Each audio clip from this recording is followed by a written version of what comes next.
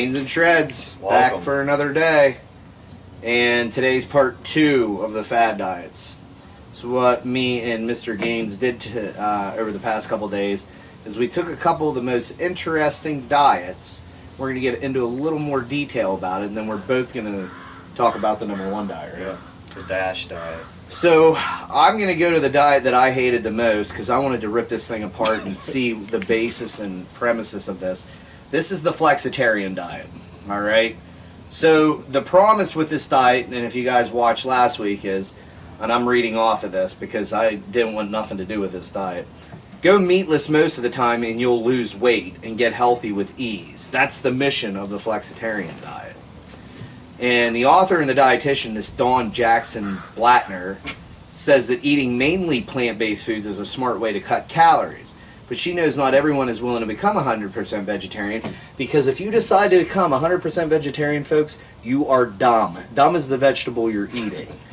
Flexitarian, just flexible, meaning I'm going to go vegan, but I want to keep a little bit of meat in there. So you're kind of calling the kettle black, right?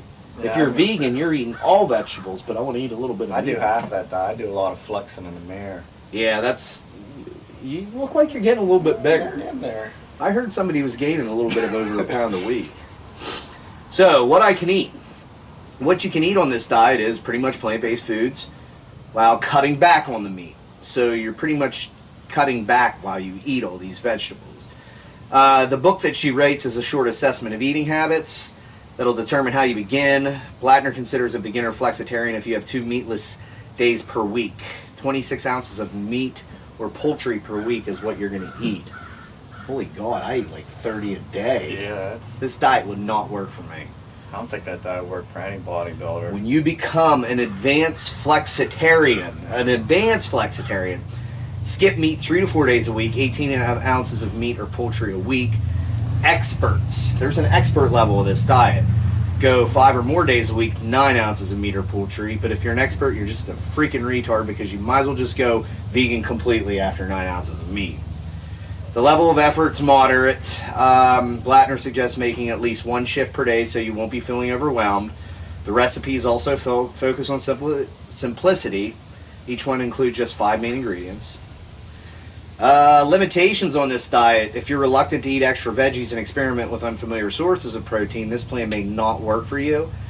The meal prep is kept relatively easy. You'll need to stock up on fresh produce regularly and get comfortable in the kitchen. So I guess if you're stocking up, I guess the price of it would be pretty fair, because you're trying to get rid of protein, and you know protein is the highest price. Yeah, I mean, meat's probably the highest price out of all of them, so you're definitely going to save some money.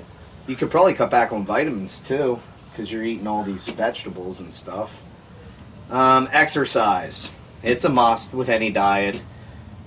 They say you can maintain with 30 minutes of physical activity a day for good health. But if you shift to 90, most days it'll slim you down. That's agreeable. Does it allow for dietary? Yes, the flex and flexitarian means that it's all about options. It'll work for vegans, but if you're already a vegan, I don't understand why you'd go to flexitarian. Gluten-free, though the diet isn't specific about gluten, you should be able to choose about gluten-free foods. That's with anybody that has the celiac disease. Does this diet work? It's like any other fad diet. You switch to it, it'll probably work for a while. You'll drop that initial water drop if you're overweight, the 10 to 20 pounds. But then it's like any other diet. You have to play around with the food, take baby steps to take out, add baby steps to bulk. So it'll work if you nail your maintenance level and work from there. I think that's about it. I don't think it's a good diet if you want to get big or muscular. Yeah, the diet's strengths are that it can help anyone eat a more healthful plant-based diet. They say you save money because the protein, once you go and you convert full vegan, the protein you're going to be buying is like the tofu and the soy, which I'm not going to be the guy to experiment if tofu or soy is going to make me big. So, Coach, if you're listening, switch me to tofu and soy for like 3 weeks. Let's see if I get big on it. I know I'll probably get a text later that you'll say, fuck no. So, the final word is, I don't agree with it. It doesn't show how sensible to include higher fat meat produces in your diet. This book may be for you if you're happy with your meat eating ways or if you're already a vegetarian with more advanced cooking skills. So, I don't like it, but for anybody that's interested in it, she writes a book. You can follow it. You can probably pay an arm and a leg, but that's for the people that want to try it. So, on to your diet. Alright, I picked the volumetrics diet. Is that all about Dr. Volume, or are we going to be doing reps? Yeah, it's always about 4 reps. sets of 20, right? 4 sets of 50. Woo, I love it. Well, this diet was developed by a Penn State professor, Barbara Rolls. Shout out to Barbara Rolls, local girl, Yeah. Penn State. And it categorized food based on density. So I read into this a little more. Oh, by the way, this information's on Business Insider if you want to look it over again. Oh, real quick too, so I don't get in trouble. My diet information I was reading from was WebMD. So, Alrighty. So this says these diets fall within accepted ranges for the amount of protein, carbs, fat, and other nutrients they provide. Okay, so pros and cons of this diet. Filling. Nothing's off limits. That might be a problem. wait. So what they're saying is it's not filling, but nothing's off limits. The Are we pro is that it's a filling diet. It fills you up.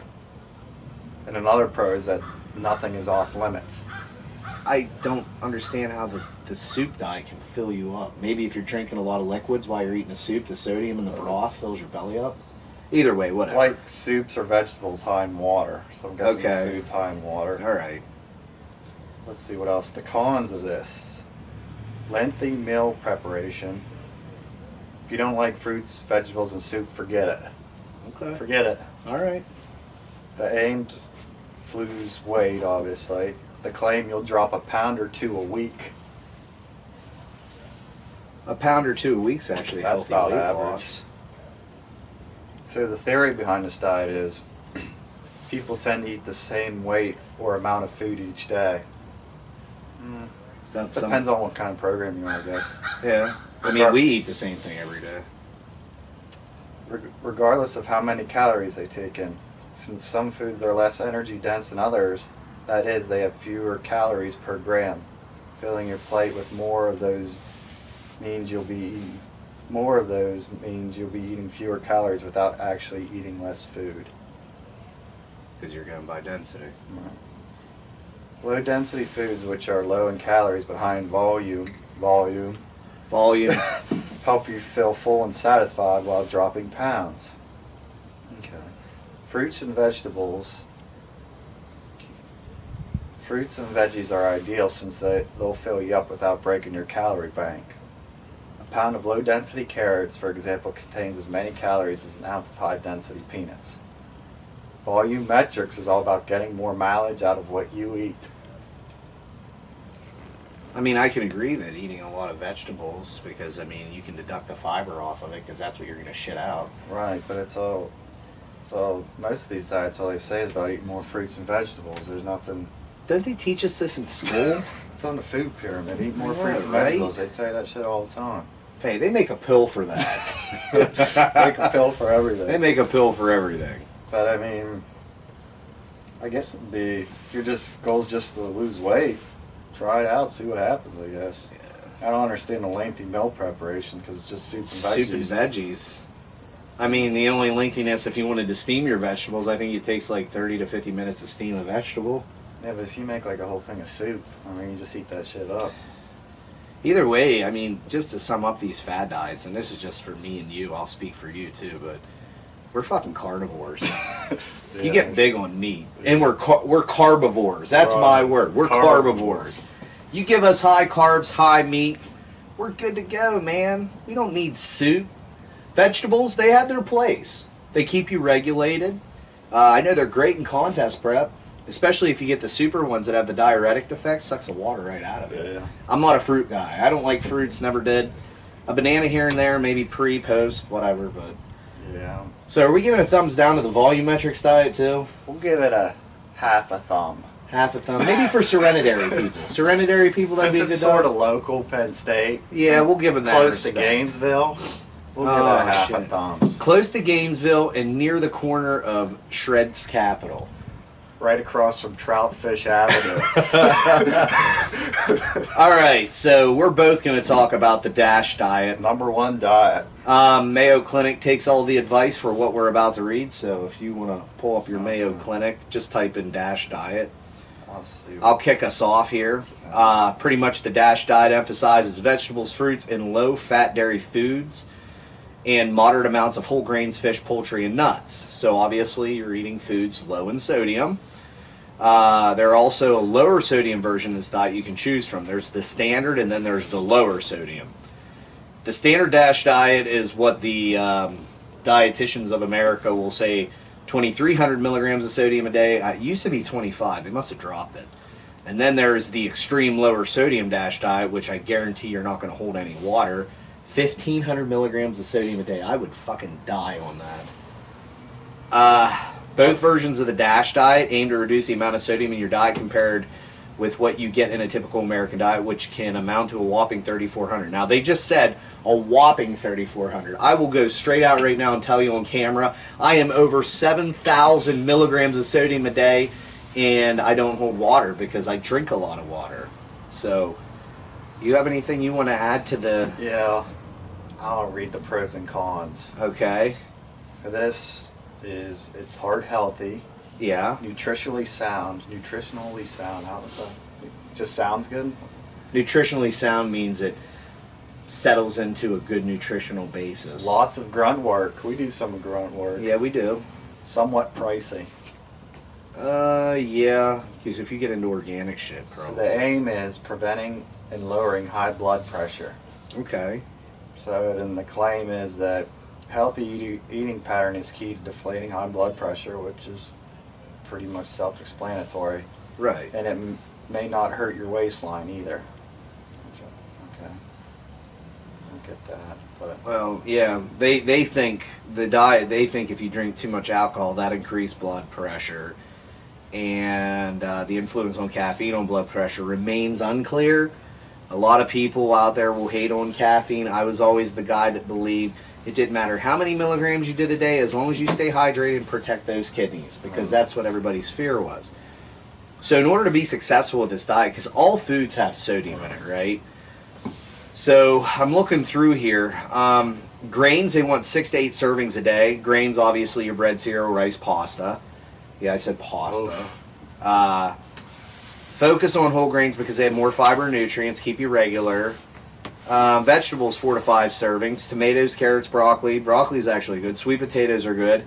Greens and other vegetables full of fiber, so that's a no-brainer. Fruits, 4 to 5 servings a day. They want you to do that because they're packed with fiber, potassium, and magnesium, and they're typically low in fat. Coconuts are an exception.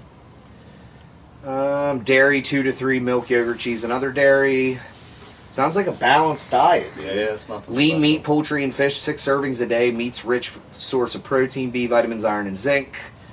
Don't aim for more than 6 ounces a day. Cut back on your meat portion will allow room for more vegetables. So it's pretty much, if you put down the 2 for $6 coupon for Burger King's Whopper, get some good food and make it, you'll be alright. I think Burger King had salt on their meats. Nuts, seeds, and legumes. I still don't know what the hell a legume is, but 4 to 5 servings a week. Fats and oils, 2 to 3 servings a day. Sweets, 5 servings or fewer a week. I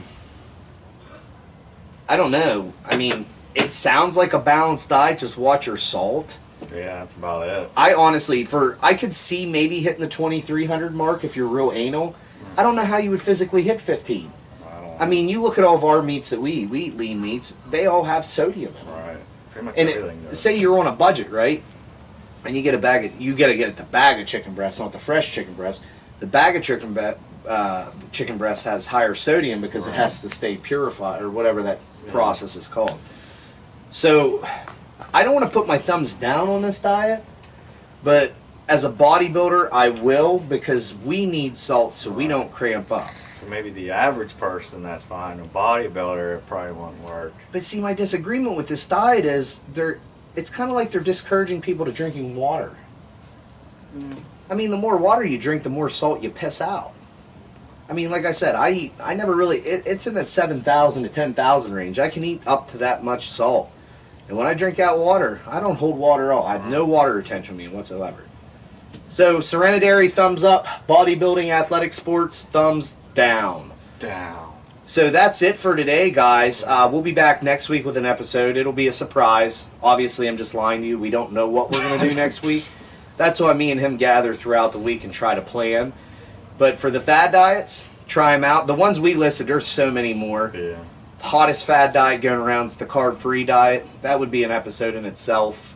Then there's the paleo diet. But look them out, try them up. If they work for you, that's great. If it fits your lifestyle, but you know, really do your research, because there's fad diets out there that are just made for crashing you and losing muscle.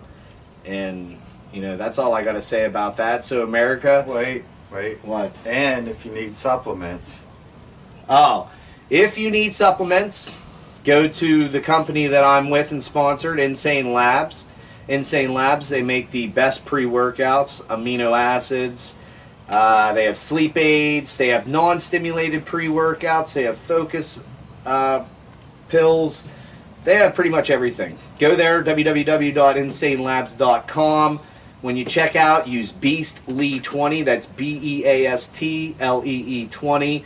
And I'll get you 20% off. They have the most potent pre-workout right now, which is I Am God. So check it out. So America, stay shredded. Stay clean. And lean. Woo!